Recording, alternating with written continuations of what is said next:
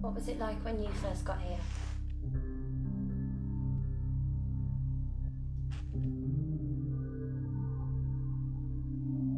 Cold.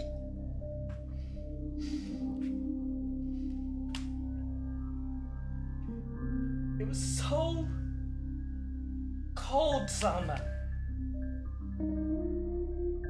Never known cold like that. Not just the weather, but I just never expected to be treated like that. The story in Nightlife starts that they've decided to run away and go into the shadows. It's looking at young people and those young people that want to belong in the UK but are not allowed. So specifically young people who are seeking asylum, children that come here at the age of 11 or 12, they've lived here for at least 5 years, it becomes their place of belonging, they've studied here, they've got the accent, they have no home where their country of birth is. When they turn 18, it all changes.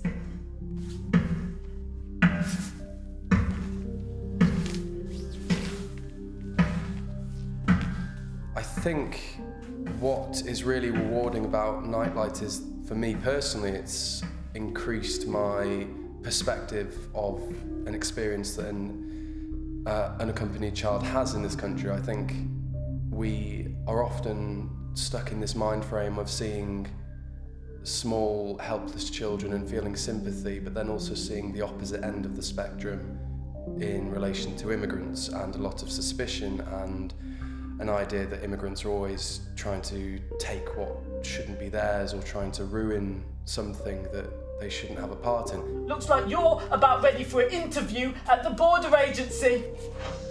And I think what this play really does is it opens up your mind frame of, it blurs the boundaries between what our idea of being British is and what our idea of someone else is. And we see two characters that are essentially British, except for what is on paper. And I think that is the main thing to take away from the play, is a renewed awareness of what it is to be an outsider in another country, even if you've lived there for the majority of your life. You didn't understand me? You didn't magically start to speak a foreign fucking language the minute you arrived in this country? There's a speech that Tarek says about people that you don't know, who you've never met before, who don't know a thing about you. They come up to you and they shout at you, they swear at you, they threaten you, they say, go back home to your own country. The whole time we walked through the worst of it. The dirt, the tired, you know, tired. Not just your bones, but your cells, man. Your actual cells are tired. So we worked with research from the Department of Social Policy at Oxford University with senior lecturer Elaine Chase and Nando Sigona from Birmingham University. And they've worked, they're doing a 3-year research programme called Becoming Adult about this specific issue. So we've worked with their research. They've also taken on board apprentice researchers who themselves are refugees. And they are the ones conducting interviews with young people in very precarious situations in the UK who are trying to get leave to remain here.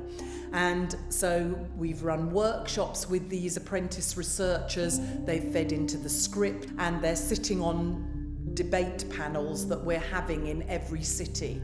I'm Amy and I'm playing the role of Salma. She is 17, on the eve of her 18th birthday, and in fear of being deported, she's run away from her home. At night when we were in the camp, my mum would take the torch and she'd shine it on the tent. She'd make shapes with her hands. Shadow puppets. It's just made me become more aware, I think, if anything, about people who are struggling at the moment, about their situations, because I think it's very easy for all of us as individuals to kind of live in your own little bubble, and although you might hear about certain things in the media, I don't think it sometimes doesn't actually sink in as to what these people are going through. So it's had quite a big impact on me personally as well, and just, like I said, made me more aware. If I say not to look, promise me you won't look. You won't look, will you? Walk. Walk. Walk. Sleep. If you can. Actually being a part of the company now, I've realised that it's different from anything I've been a part of. I think they don't shy away from what has to be told. They're not just trying to make people laugh for the sake of laughing or cry for the sake of crying. They're trying to make people realise what is out there, what world are we living in now.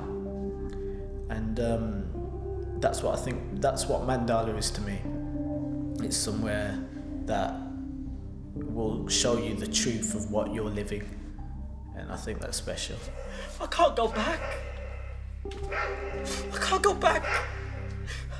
It really struck me first off from the videos how passionate Yasmin really is about what she is doing, and she has such a clear aim with everything that she puts onto stage. It's not a case of what will sell tickets and what will bring money into the company, it's what will make a real difference. And I think that's what's really hit me about Mandala Theatre as I've worked with them, is they have a clear strategy of what they want to achieve in terms of increasing awareness, especially on enlightening lives when it comes to issues such as being foreign, being an immigrant, being young, and what it means to be all three in this country today. Before we left home, the sky at night, it'd be lit up by bombs, buildings on fire. And my mum, she'd say, don't worry about that. It's nothing. It's just nightlight. Nightlight? Yeah. The whole world bright and glowing.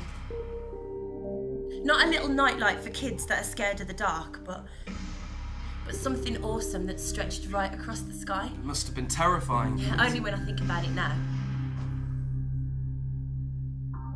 But then, it was beautiful. My mum made it beautiful.